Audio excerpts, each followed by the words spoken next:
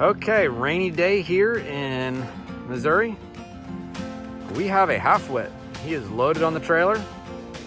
He will be heading back to the shop to get restored. He's got some work to do. Feet are a little loose, but yeah, this guy is quite the guy. So, got the torso and one arm on the trailer and the legs. And in the truck, we have a hand and an arm and a face. Almost 5 years later, I think, back to look at the Indian.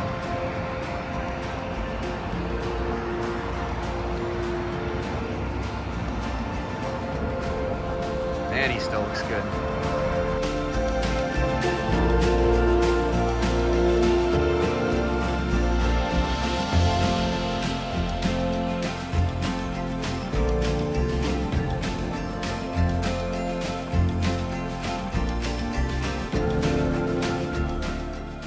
Just wanted to give everyone an update on the Lake of the Ozarks half-wit. We picked him up a few months ago now, and we have been steadily working away on him. This is kind of a dream come true for us. You know, back in 2016, we got the Indian Native American chief that stood across the road from him, and that was one of our first big restorations. Got to put him back, and I think that really fueled our fire. You know, we really caught the bug of restoring these guys and bringing them back to the local community that was so used to them. And I think one of the most common questions we got over the years was, you know, what about the other one that stood across the street? You know, the locals had no idea what happened to it.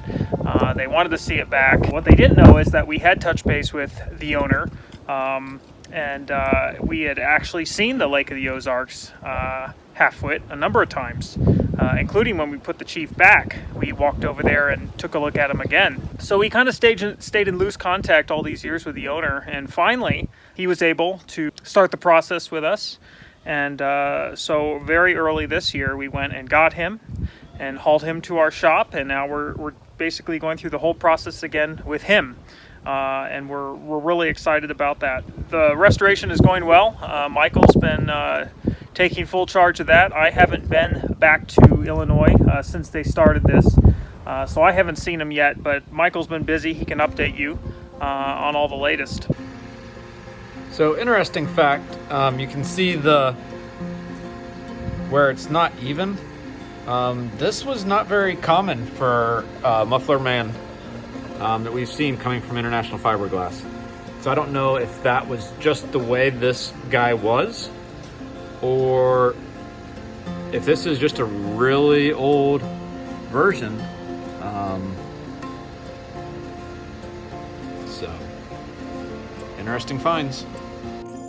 So we've been working on the head for a while in the garage, but bringing the torso and the legs back to the shop. Since it's such a nice day outside, we might start sanding some of this outside, and then we'll get them moved into the shop, start getting it restored. Okay, so spent the afternoon sanding, and we got almost half of him done. So looks pretty good. Got a few holes we got to take care of. They were covered over with some previous stuff. We got the feet here. They're in pretty bad shape. They're almost off. So we'll get this guy in the shop this week and get his feet secured. Yeah, there's one hole there. There's a hole up there. And then come the other leg. Right across from it, there's another hole. So I don't know if something hit him when he was standing, because they're almost in the exact same spot. So we got a good chunk of sanding done today.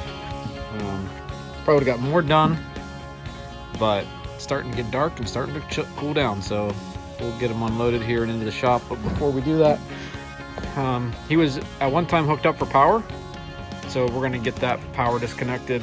Try to go ahead and get these pipes out of here before we get them unloaded. Just make them a little bit lighter and a little bit easier to move around. So taking a closer look at the feet leg attachment here. It's definitely loose. Whoever did the original repair here, they didn't do a great fiberglass job. The repair should have been done on the inside, but they did it on the outside. And I don't think they've prepped the surface. So we're pulling chunks of fiberglass off here, and we're gonna have to pull that off there and see really what the damage is to the feet connection, and see if we can get that restored. This one we did a little bit earlier. This one's completely broke out. Gonna have to do some alignment on him to get him where he's good. This one's broke probably about a good half of the way around. This is probably gonna be the biggest challenge on this guy. So, found this as I was sanding. Kind of bummed that I didn't see it sooner. But after I found it, I let it go. Got some lacquer thinner out, wiped it off. Can definitely see where it says International, or the start of International here. But what I'm most excited about is there's actually a number on it, 1173. So I'm gonna let Joel see if he can tell us what that means. Not only did they put the raised lettering that still survives on many Giants on the leg, but every Giant got a sticker right around the pant leg. They slapped these on everything going out the door. And very, very, very, very few stickers remain. And that's what Michael uncovered on the guy's leg, is his original International fiberglass sticker, which is wildly cool.